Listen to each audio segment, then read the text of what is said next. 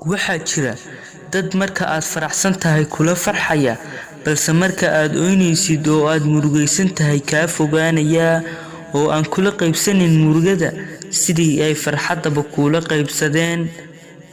marka aad la doodo qof aan wax xikmad lahayn waxaa kaa lumaya haybadaadii, balse marka aad la doodo qof xikmad leh waxa aad ka faa'iidaysaa murti iyo waayo aragnimo.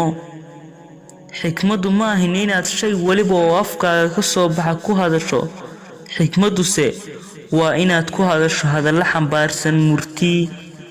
erayada ka soo baxaya afkaaga ka yeel kuwa huwan murti si ay u degaan kasha iyo laabaha dadka kale.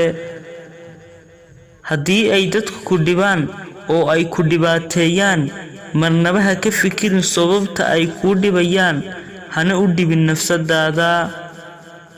ku dadaal sidii aad ugu kalsoonaan lahayd nafsadaada, waayo kalsoonidu waxa ay kaxaysaa waxyaabo badan oo hoos kuu dhigi kara noloshaada maalintii.